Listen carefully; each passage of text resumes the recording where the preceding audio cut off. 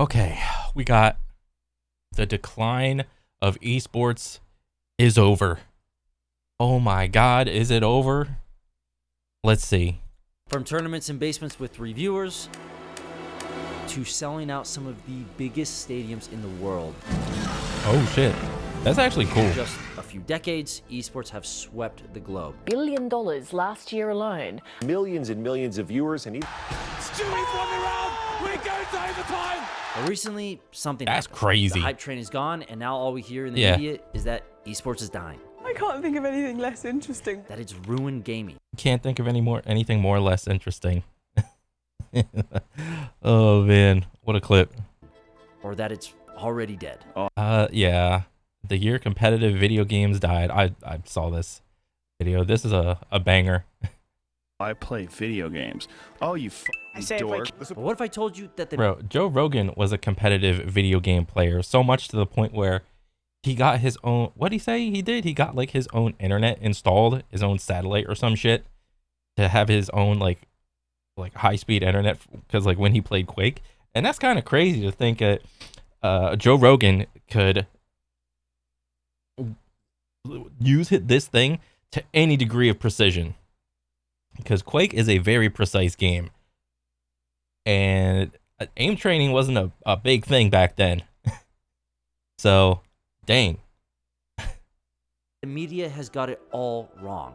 That esports isn't dying, and I can prove it with this man. My name is Victor Goossens, and I'm the founder and co-CEO of Team Liquid. Oh Now, shit. Victor was kind enough to chat with me for this video, telling me about his story and how he got into esports and why he's still knee-deep 23 years later. And it's important Nice. to understand his story, because Victor has been in the scene since the very beginning. All He's right. been through all the ups and downs, and his career really began in 2000 with the Bro, I would want to hear like a, I don't know, like a documentary of like him and all his all the things that went on behind the scenes, because you know a lot of the times like the audience doesn't really get to see what goes on behind the scenes, but that's where like the most juicy ass like drama enticing shit occurs. Dang, I would love for him to make like a documentary. creation of Team Liquid and then teamliquid.net, a website to track the StarCraft pro scene in Korea. I realized that there were very little sources for coverage of Korean professional StarCraft. And so I started teamliquid.net, which while it shares the name of the clan, it was actually really meant to cover professional StarCraft and mostly the games happening in Korea. Okay. Now, Koreans and StarCraft esports are like Americans and apple pie. It is a Yeah. cultural phenomenon that will live on forever. But the reason I mean, yeah, it'll live on forever, but god damn if that skill ceiling is just mountains above anybody entering the scene. Like, god dang. The only reason I know the phrase actions per minute is because of StarCraft. Other than that, I wouldn't have known what the heck that phrase means. It means like how many things you're doing. Like how many keys you're pressing, or like how fast you're like whipping your mouse around. I don't know exactly how it's calculated, but these motherfuckers are just over here like just wiggling their fucking fingers like faster than people can type with two hands. It's insane. StarCraft became so popular was because in the late 90s, Korea was hit with a financial crisis, causing many to lose trust in the market and invest in PC bongs. These PC cafes were incredible for the new generation, and by 1998, there were thousands of PC bongs across the country, and practically every computer in these cafes had StarCraft.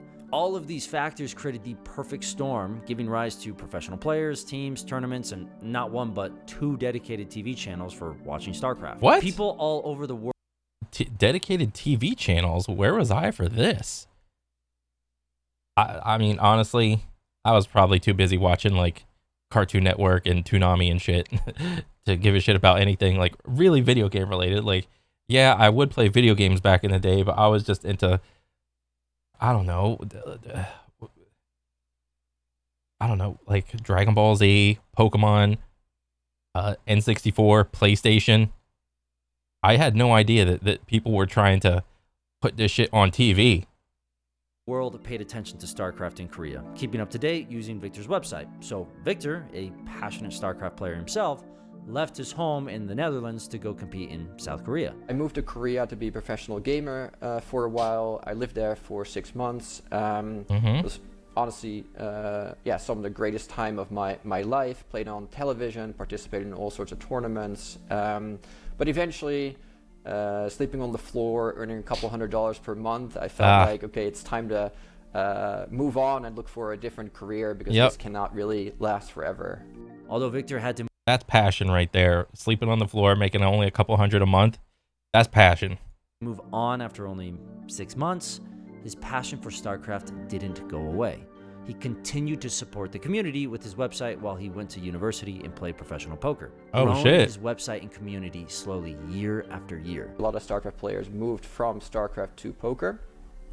With that switch, I could sort of, I was in control of my own life basically, and so I always maintained TeamLiquid.net, and I always maintained Team Liquid, kept putting time into it, kept working on it, and that small community side became really, really big over time. Like Victor and TeamLiquid.net, esports was in this slow growth period during the 2000s. Although it was exploding across the ocean in Korea, watching people play video games professionally wasn't really popular yet in the West. The first Yeah, it wasn't. By the time, like, probably like when Mewtwo King was like popping off and like doing the rounds in Melee, I think it was about what? Original like WoW TBC and like a little bit into Lich King era for me. I think that's what it was. Because at that time, I think, what was I in? Like either middle school or high school. And me and my buddies would just play Super Smash on days where we would just not go to school. Like we just skipped and whatnot. And Kyle's mom had a daytime job, so she was at her job and the dad was at his job. And yeah, we would just skip classes. And we all had good grades too. So it's not like we were doing anything like it was like hindering us. We all graduated with like honors or high honors or whatever. And just randomly, we would just skip classes, skip days, and wait, no, because if we did that, we would have needed a car, so it would have been in high school. Okay. Yeah, we just hung out. We played Super Smash, DDR. What else? We had a couple other things too. And what was it, Dead or Alive? We had a good amount of Dead or Alive too. First problem was most scenes were decentralized, lacking very little organization or structure, usually because developers didn't have any monetary incentive to support the pro scene, since games at the time were only a one-time purchase. Oh, Some yep. companies like Major League Gaming tried to give the scene some structure, but MLG. without a centralized broadcasting platform. Bro, look at this booth. This is absolutely crazy to think. This is exactly what you would think. And look at this monitor. This thing is huge. Look at this CRT monitor, dude. Oh my God. This looks like a video game. This pod. I mean, this is probably like a soundproof thing. You know, the window is out there so you can like see the audience. He's probably got like to some degree, some soundproof earphones or whatnot. Yeah, this is crazy. Platform like there was in Korea, it was really difficult to build an Bro, I audience. can't get over that monitor. Twitch didn't exist yet, and YouTube was still in its infancy. Oh, yeah. The real issue with esports, however, was the culture. There wasn't an instant culture shift in most countries like there was in Korea. The whole country was playing or watching StarCraft with players being looked at as celebrities. Where programmers in other places were often looked down upon. YouTube launched a new video. Oh, yeah. Like, one reason that pro players weren't viewed as celebrities is because, you know, video games were back then were generally marketed towards kids, and it's hard for an adult to wrap their head around the fact that a little kid could go professional at anything, because, you know, maybe their kid play, like, if you're an adult back then, it's like you look at your kid and like, oh yeah, I get my kid video games all the time. he plays with his friends and blah blah blah. But I mean, maybe this is like a cultural thing, like the U.S. versus like other countries. When you're like a kid in the U.S., like all you're expected to do really is to just go to school. You're not really expected to like be good at anything besides school. Just get through school, maybe like go to college maybe, and then get a job, and that's about it. But what was it? Like in other countries, it's like the little kids are, I don't know how to say this. It's like little kids can be good at like adapt, like their brain is like really good at like adapting and creating like new things. So like look at well, this is probably a bad example, but look at China and what they do to like scout out, I don't know, little kids for their gymnastics program or their weightlifting program or any type of like musical endeavor.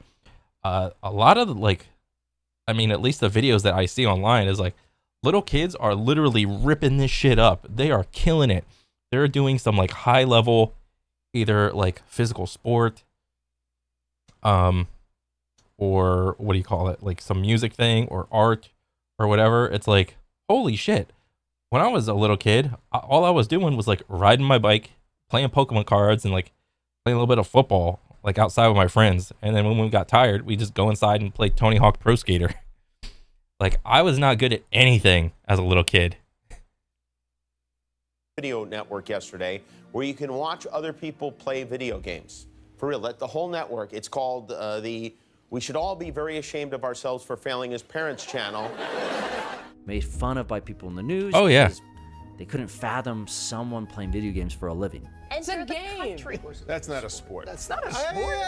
The 2000 Well, what about the other physical sports that aren't your traditional baseball, basketball, soccer, football type sports? What about everything else that isn't those? What about golf? What about disc golf? What about competitive darts? What about competitive pool? What about competitive swimming? What about competitive bowling?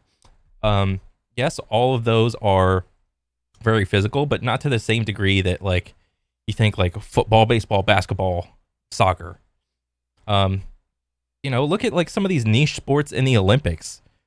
What's that thing called? Curling, the thing on the ice. There's competitive bocce ball, competitive horseshoes, like a ton of other things that you wouldn't think of as being competitive, that like there is an actual community around these extra hobbies. And it's like these people are so ignorant of all of those other things that they couldn't possibly fathom a video game being competitive in any way. Because back in my day, they didn't have video games. 2000s were a testing ground for esports. Companies and players were doing everything they could to make some money playing the games they loved. And although people were passionate about esports, they constantly failed during this time to make anything stick. But this failure by companies and players alike carved a path for competitive gaming to see a new dawn in 2010, setting the stage for what would become the first legit decade of organized esports. And it all started with two games, StarCraft 2 and League of Legends. As I explained in my League video, Riot knew organized competition was critical for League's long-term success, which is why they invested in their competitive scene so early on. Nowadays, we look at League as this example to emulate. Yeah. But originally, StarCraft 2 was the esports poster child. So with the rise of StarCraft 2, Team Liquid was officially born, with many others following. I found like anytime I used to watch like an old StarCraft tournament, I would have no idea what's going on. Absolutely no idea. I was just amazed that I was watching a competitive video game, and that's about it. Following suit, teams like CLG, Cloud9, 100 Thieves, and many others. Now there were established teams, sponsors, and publisher-backed tournaments. Tournaments like StarCraft 2 and League of Legends World Championships, both featuring massive prize pools for the time. These tournaments would grow bigger and bigger by the year, and by 2015, we had tournaments selling out Madison Square Garden. When I walked into your Madison boy Square Garden, in 2015 for TSM versus CLG. And I looked at the crowd, 18,000 seats, totally full. Every ticket sold out in 3 minutes. The booming, the sound, the environment, that was a certain feeling. And I was like, this is awesome. Yeah. That's Devin Nash, former. Oh yeah, absolutely. And when you can get that many people around an event just because they're happy to be at the event and they like the hobby that's like being like done right there down on the stage, it's like if you can get that many people, then you have like a thing that you can work with. You know, be it either like a music concert, like a wrestling match. What else do you have? Like a monster truck rally. I mean, and in this case, it's a video game tournament. Not like, I don't know. If you can get that many people around, even for like a like once every 6 months or once every 3 or 4 months or something, once a year, whatever, make it like some Super Bowl type deal event. You can work with that, dude. CEO of CLG and current founder of Novo. Okay, really awesome guy, and you can hear just how hype esports were at the time. And because all of this excitement, the media started changing their narrative. These professional video game players weren't so odd anymore. They were actually looking kind of cool. And the media weren't the only ones who took notice. Yeah. Investors were paying attention too. Up until 2017, esports growth looked like this. A nice upward trend, nothing crazy from a money standpoint, but definitely some attractive growth. But when investors saw that line going up and up, they saw potential. An emerging industry ripe for the picking. So investors did what they always do. They pumped esports full of money and created a bubble. Just for context on how much money got poured into the market, this was the amount in 2017. Oh boy. And this was 2018. Dang. Billions and billions of dollars were just thrown around, and people kept investing. Because that same year, Riot changed League of Legends esports to a franchise model following the creation of the Overwatch League. Instead of teams competing in qualifiers to win. And I think that was the point where everyone realized, oh, this is pretty big. Maybe it's too big. Which is kind of weird to say, but I never followed Overwatch just because it's like it was kind of interesting, but I didn't play Overwatch at the time. But I always hear, like, anytime I watch a video, it's like whenever Overwatch whenever Overwatch did turn into a franchise league, that was like the beginning of the end. Win a spot in a tournament, the game developers charged a franchise fee to compete, usually to the tune of millions of dollars per slot. And yeah, that's crazy. $25 million just to compete. It's like, where are these orgs get all this money? Where are they expected to get all this money? It's like, what? How do we do this? You're just going to slap on like some fee? It's like, no, that's not how it goes. investors loved this because franchise slots have tangible value and they're familiar with the model. This is exactly what the NBA does. Franchising helps establish brands and build fan loyalty because you are more likely to watch a team that you know. Yeah. So franchising combined with rapid growth of esports made investors think that they were onto something big, possibly the next NBA. The investment cycle continued and more money came in, expanding that esports bubble. The media loved every minute of it, boasting tournament winning, sold out crowds, and huge investments. Here we find Victor in Team Liquid again. The company had merged with Curse Esports, they had taken some investment and were growing rapidly. And so with that support, we were allowed to build Team Liquid in some of the most important time in esport, expand into additional games again. Everything was looking good for Team Liquid in the world of esports. But then, in early 2020, the pandemic happened. Yeah. Fast-breaking developments in the coronavirus. Coronavirus is also hitting esports. At first, this massively disrupted everybody's plans. Events were canceled, stadiums sat empty, and sponsors were nervous. But there were some upsides. No one was traveling, so most people were isolating, and to fill up this free time, people watched more competitive gaming. Yep. The viewership saw big peaks, and viewing hours on Twitch reached insane heights. Oh yeah, like around 2020 and on, I was just chronically online, just always watching like Twitch or YouTube or whatever. Yeah. I personally remember watching all sorts of events, including the monthly coin box, which is a Smash online tournament supported by Team Liquid and sponsored by Coinbase. This is also when crypto and NFTs started to explode, and we see some of the biggest gaming sponsors ever. Companies like Coinbase, Uniswap, and FTX. Esports looked like this cash cow of the future. And for the first time in history, an esports team went public. We're celebrating FaZe Clan's listing as a publicly traded company. When FaZe Clan's stock debuted, they sat at $19 per share, which valued FaZe at over $1 billion.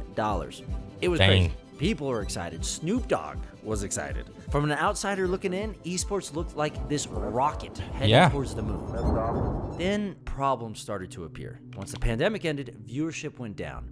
People could now leave their homes and do other hobbies again. Yeah. In crypto, there's never, to me, there was never really like an exact point where the pandemic ended. It was always just like a I don't know, like a fading, tapering gradient of, can you kind of go out? Should you stay in still? If you go out, how much shit do you got to put on your face? Do you single mask? Do you double mask? Do you like put yourself in a bubble? Do you wear gloves? Do you wipe yourself off with like the Clorox bleaches every time you go shopping?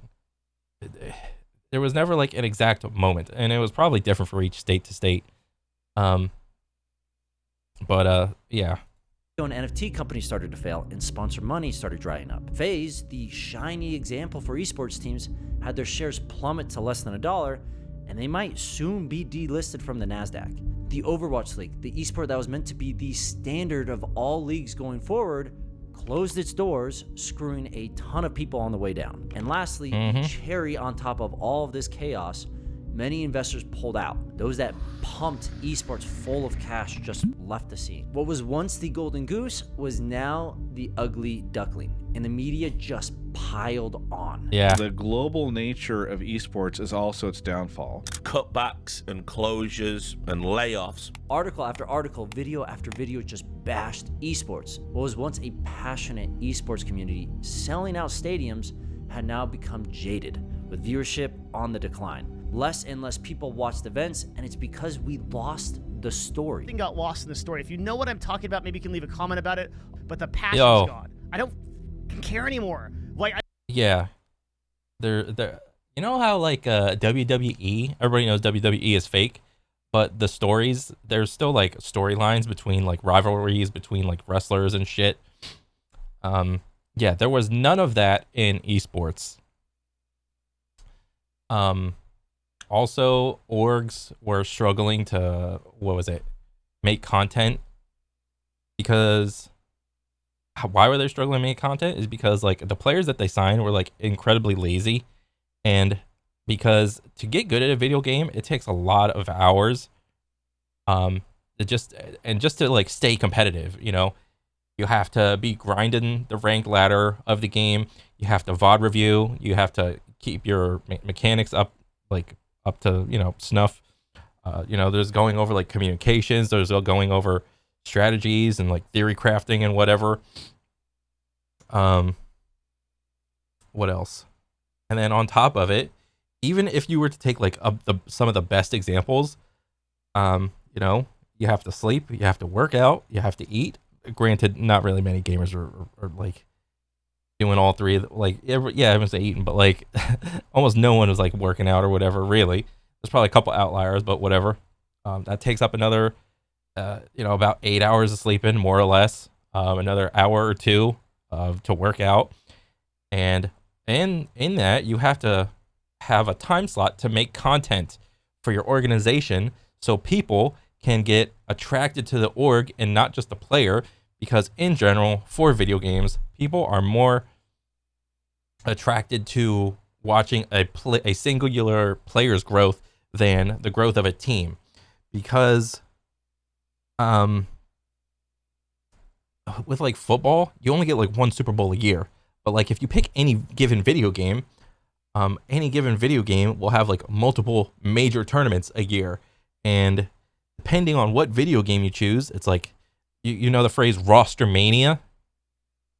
That this is like a transcending thing that I'm learning that happened over, I don't know, many years. like the more I pay attention to esports, the more I hear the phrase roster mania, and all that means is constantly trying to like push out like your weakest players and trying to recruit like a new player.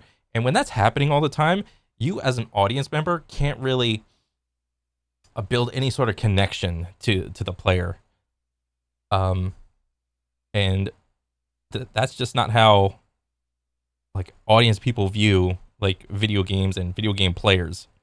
I mean, except the fighting game community, where for the most part it's like a 1v1 situation, and it's very easy to like be like, oh, my favorite fighting game person can beat your fighting game person, and blah blah blah, whatever. I mean, it's very easy to wrap your head around when games are like 1v1.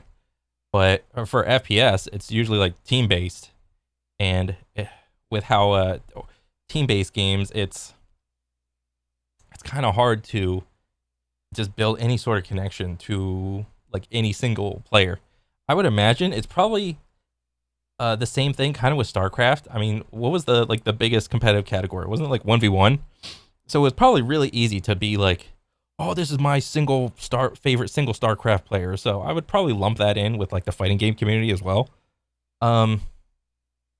Yeah, but yeah, people, and also I think Devin was making the point in this video of video game like tournament watchers / viewers. They don't really spend a lot of money watching tournaments or buying their team's merchandise. They just don't. But then when you compare that to a football player, watcher, viewer, enjoyer, they spend money on their favorite team, on merchandise all the time. You know, that you get a jersey, you get a license plate, a bumper sticker, a mug, a little heated coffee, whatever thing. Yeah, like if you watch football and you have a favorite team, you're probably going to buy some sort of merch, or you're probably at the like minimum probably going to engage in like the gambling aspect of it with like either fantasy football or making bets on like some football team in there somewhere. Yeah, that is 100% a thing. I watch the LCS and it's so boring. I don't know anything that's going on. I don't care about the players or their story because no one's ever told me why I should. Yeah. There's just nothing going on. It's so boring. It's reflected in the viewership that's declining year over year. The reason why we love competitive gaming is the same reason we love sports, racing, the Olympics, even hot dog eating competitions. Yeah. We want to see the humanity or inhumanity, the rise of a player, the skills, the rivalry, the brotherhood. It's the reason a semifinals league tournament sold out Madison Square Garden in 3 minutes, and why the LCS is struggling now. Were the 2015 LCS players better? I doubt it, but the stories were so much better, or at least they were told better. I don't think that the teams or the publishers have made sufficient effort to really tell the stories of these players. Yeah. I mean, because like he's probably detailing like what happens right here. Players have to trade their time between competing versus advertising. You know, in any given day, a player can have umpteen amount of time or like hours to dedicate towards the game, their personal time, and like making content for the brand. You know, the players literally just don't want to do it because they're tired from doing everything else. The best players practice the most. This is true, and don't want to do deliverables. So like content for you know, the org and whatnot. Fragmented audience demographics. Yep. Making targeted advertising difficult. Yep. Rapidly changing interests and loyalties amongst fans, leading to instability in viewership numbers. Yep. Roster mania. Most teams have no brand power on their own because players don't want to do any sort of deliverables or make any type of content. And to some extent, telling those stories is impossible because the publishers drove the teams to dog eat dog, basically play as hard as you can, and if you don't, you're relegated. You get kicked out of the league. Yeah. Stories and personal experiences are why I'm an SSG Halo fan. I went to a Halo tournament with some buddies hosted by Space Station Gaming, and they showed how one of their players rose from a no-name kid playing in the basement to one of the best in the world. It personalized this experience and it made me want to root for him. Yeah. Not to mention, the energy in that place was palpable.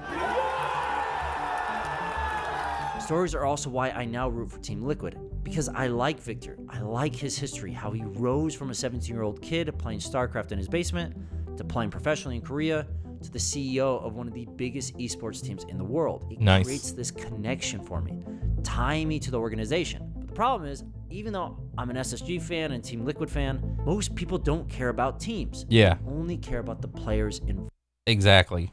I don't care about the XYZ team.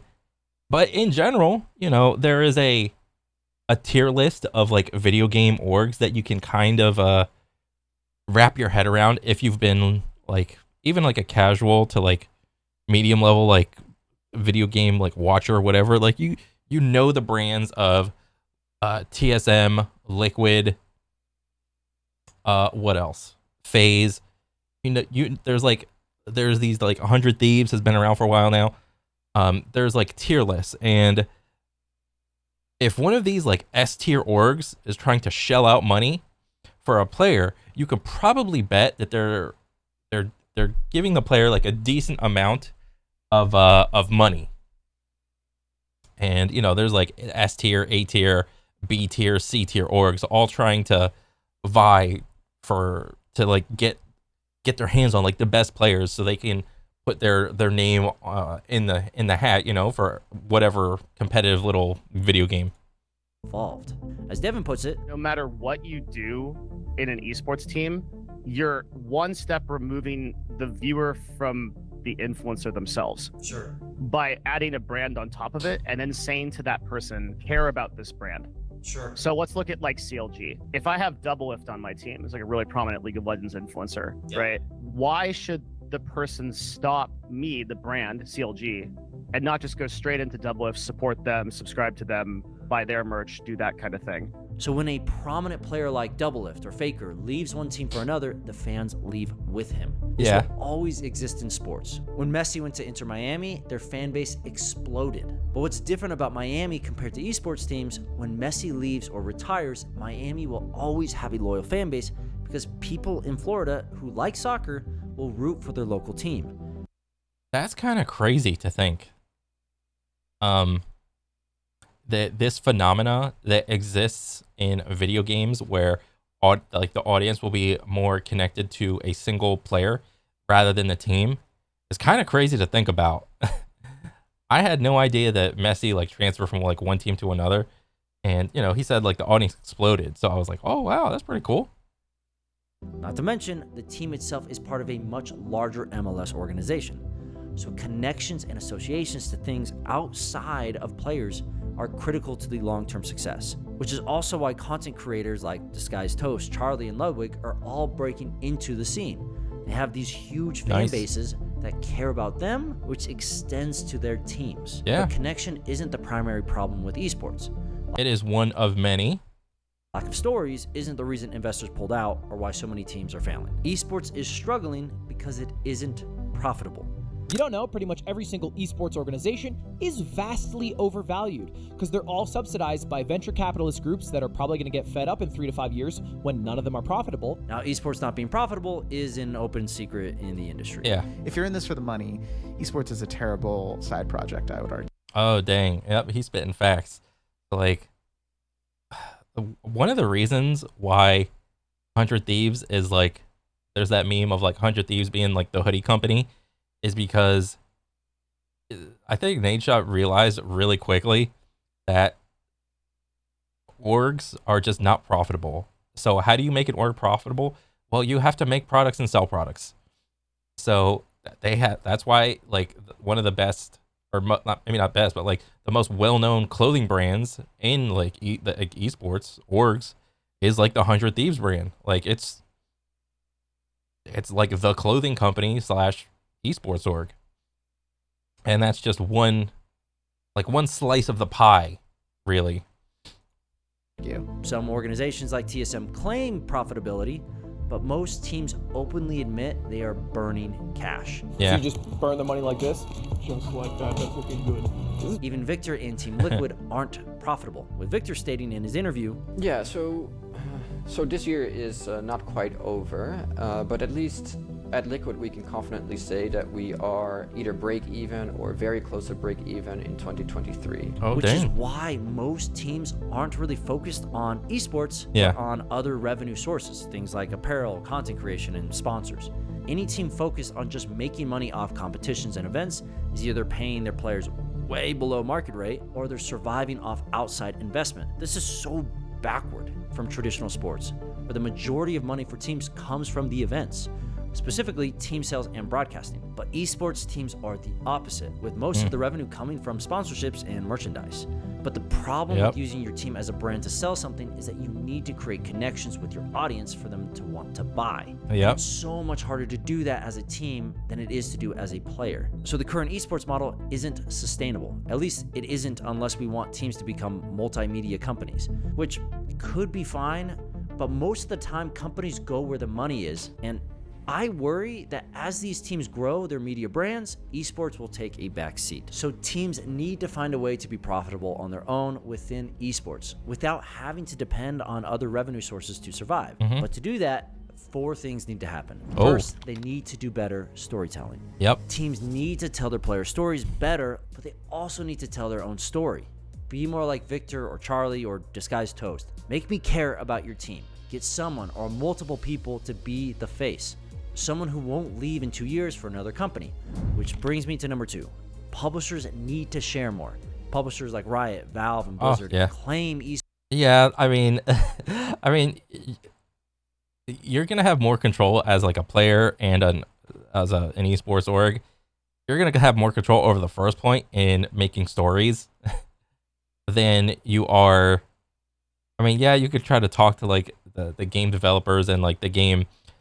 The people that are responsible from the game company, you can kind of talk to them, but at the end of the day, the ball's gonna be in their court on whether or not they want to share. And to my knowledge, I don't think a lot of those companies that you mentioned have tried to share that much to any degree of success over the years. I mean, I could be wrong because I don't really pay attention to like a lot of this stuff because certain games will be interesting to me and just others won't, and it's I don't know. Esports isn't profitable, which is true if you only look at the numbers, but if you were to look at the bigger picture, esports is extremely profitable for publishers who do it correctly. Think of esports as a marketing arm for publishers, similar to teams, something to build brand and in-game market value. Not something that generates a profit on its own, but a loss leader that drives billions of dollars in transactions within the in-game marketplaces. There it is. Esports marketing. What's the marketing? Just putting on the show. I mean, that's kind of how like sports goes, anytime you watch like a baseball, basketball, football, soccer game, or any type of competitive thing on TV, like when you see people doing the competitive thing, at least the idea is in your head. Like, oh, I'm watching some competitive darts. Maybe I should go buy like just some like a dartboard and just like boom, there's your payoff right there. Some dude just went to go buy a dartboard or whatever. Or it's like, I mean, I don't know how like the game publishers don't see that, but I mean, whatever. Maybe they know the numbers and they're just like, oh, we have too much. We're fine. We don't need to share. So the real value right now within esports is skins.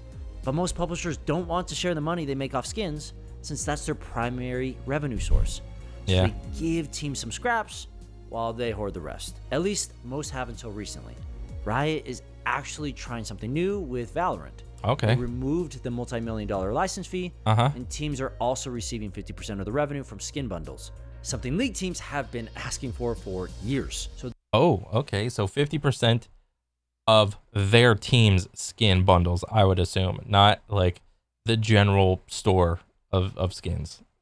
There's a shift happening in the market that may lead to future growth and more sustainable revenue streams for teams. But that's not going to solve the problem by itself. Teams I mean, it's not going to solve the problem, but at least it's a step in the right direction. Also need to cut costs, specifically player salaries, which is number 3. Now, I know I'm going to get a lot of flack for saying that. Yeah. $1 million plus yearly salaries made sense when teams had millions to spend thanks to investment. Yeah. Yeah. The idea that all these dudes are like in their teens, all making like millions of dollars because that's just what it is. I mean, even if you were to, what do you call it, cut the salaries, then what would stop like another org doing the same thing and trying to like recruit some like venture capitalists to like doing the same thing of like invest in the org, and then we got the best players, we got the most money in our org, we're just gonna pay the player salaries even more. Like what, like I don't know. But the esports market didn't grow as expected, and the money is no longer there. So the salaries need to level out to something reasonable, with the goal of finding a path to profitability so salaries can jump way past $1 million. It's like the NFL. A family member of mine played for the New York Jets in the 60s and actually won the 3rd Super Bowl. He was a defensive starter with incredible stats, but he made very little and became a high school history teacher because the NFL didn't have the money like they have now, with some salaries sitting in the hundreds of millions. Oh yeah, that's crazy. I honestly can't imagine being on a team with a player that is getting like 10x or 20x what I'm making. Like, if I'm like, what's like your lowest tier of like paid salaries for football players? Isn't it like 1 or 200,000 or some shit like that? If that's the lowest tier, and there goes like whatever Mahomes is, he just signed like a 10-year deal for $500 million. That's crazy. That's got to be like a weird dynamic. I mean, maybe everyone's just like used to it and they just like push it in the back of their head and it's like, okay, whatever, I just got to deal with it. They think this dude can throw footballs like that good. Okay. I just gotta train harder, eat better, be more on the ball, be hungrier. I don't know, man. That's so weird. Crazy, right? But this is what happens when the market matures. Which brings me to the 4th and final problem, broadcasting. As I explained in a previous video, monetization of broadcasting was limited in the 60s, 70s, and early 80s, predominantly because viewers didn't pay for TV channels. They just bought an antenna, and that was it. But with the introduction of cable and satellite TV, the amount of money in television increased dramatically. These and a variety of other factors are why the NFL has so much money to throw around. They learned how to monetize their events, which is why the NFL is currently being valued at $160 billion. Yeah. Are traditional sports and esports the same? Not at all. Traditional sports don't have the problem esports have, which is the game is owned by someone. Riot owns League of Legends and the rights to its broadcast. That's kind of funny. Like, nobody owns football. Nobody owns soccer. Nobody owns basketball. Nobody owns soccer. People can own the leagues. Like, there's an owner of the NFL. Yeah, there's an owner of this thing. But nobody owns the game of football. And that's, dang. When he put it like that, that is very revealing on what the issue is. Imagine if the NFL owned every football and football field, and if you wanted to broadcast your high school game, you had to pay the NFL or get its permission. Oh my God, that dude took a fucking hit. This impedes organic growth, and is why the Super Smash competitive scene isn't 5 times bigger than it is. Dang. Nintendo scares all the money away. But why? Why would you do that? Why would you do any of that? That's why StarCraft in Korea... Yeah, I mean, it's already hard enough to get a single player onboarded to playing video games. Like, video games are a very expensive hobby. And if you want to think about getting into the competitive aspect of your video game, it takes a lot of money. So, like, you think most video games are going to be played on like either a computer or a console. Mostly, I would say more computer. You have to get a decent computer. So that's what, like, I don't know, $2,000-$3,000 for something like decent.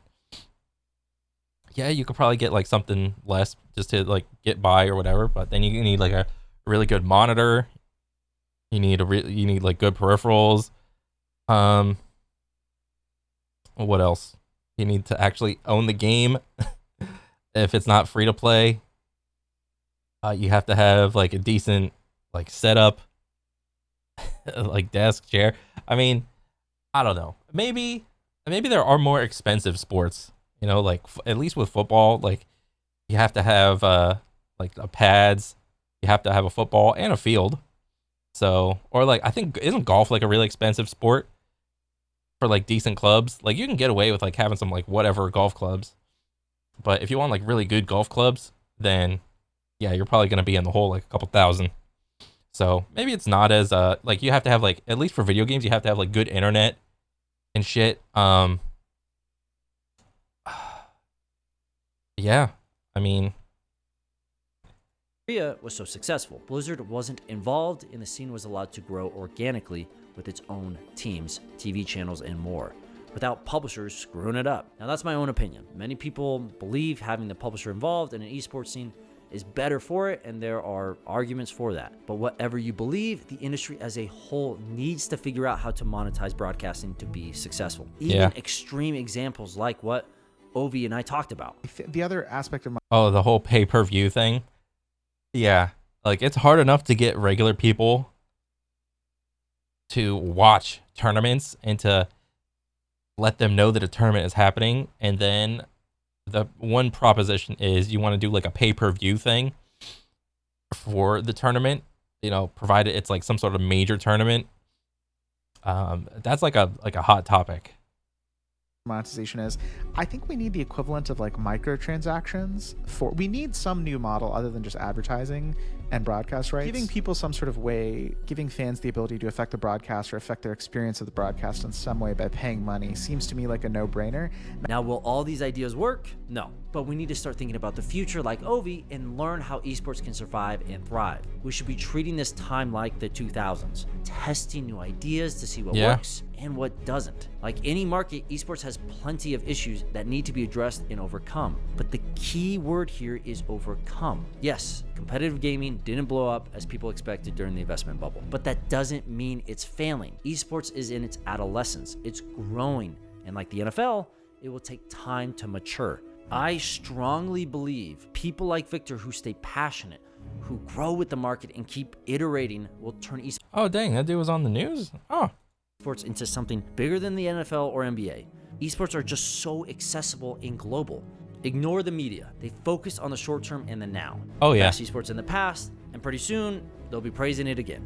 Oftentimes, I fall into this trap myself. True. Letting my emotions in the moment dictate what I say Same. versus researching the answer and thinking about the future. It's Same. the human in us to think negatively. But I believe... And you can expect all these same news heads to start piping up when GTA 6 comes out. You can 100% be prepared to watch literally the entirety of TV go against Grand Theft Auto 6 for, I don't know, the third or the fourth time. You know, I would imagine they didn't give a shit about like 1 or 2, but when 3 popped off, that's when the news heads start like, oh, violent video games. Oh, yeah. And, you know, 4 came out, they did the same thing. 5 came out, same thing. And then you can just expect it again with 6. So just be ready for that one.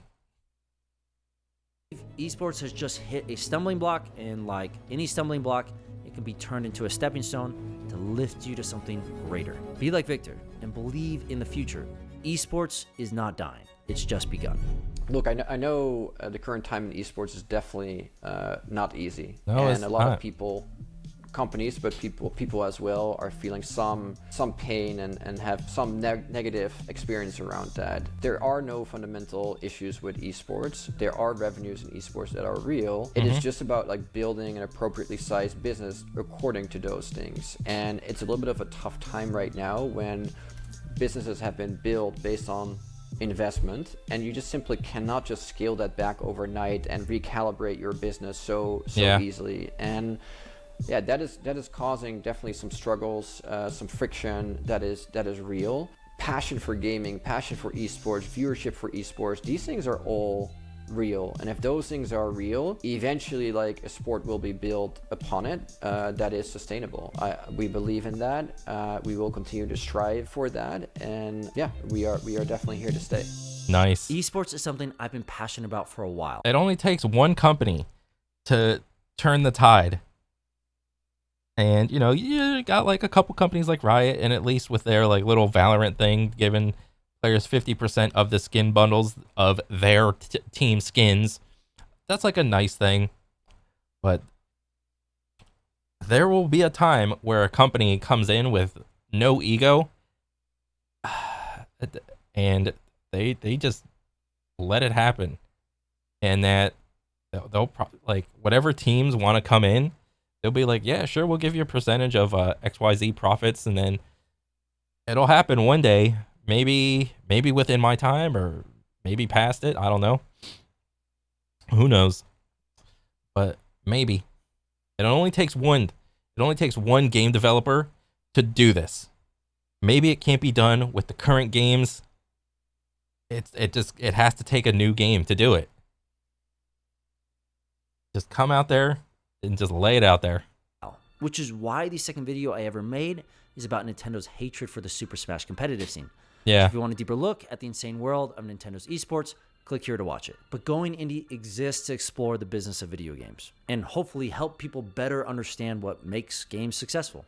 If you like what we do, subscribe to be notified when we post our next video. Thanks everyone, and we'll see you next time. Oh. Reaching from tournaments. Dang.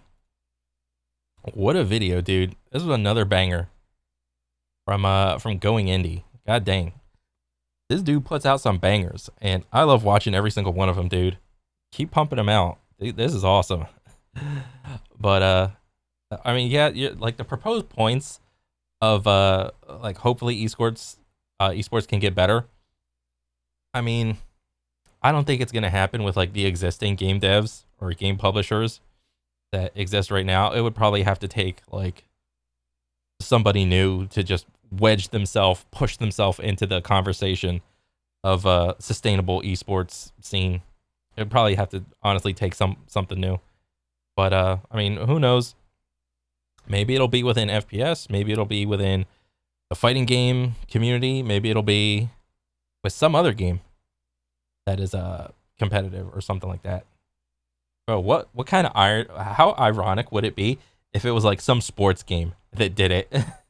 Like the NHL 2024 or whatever, NFL 2024, the Madden 2024 or whatever. How ironic would that be? That would be the funniest shit. Oh man. But yeah, this is another banger, and yeah, I can't wait to see the next one. But that's pretty much it for me. I'll catch you guys on the next one. All right, later.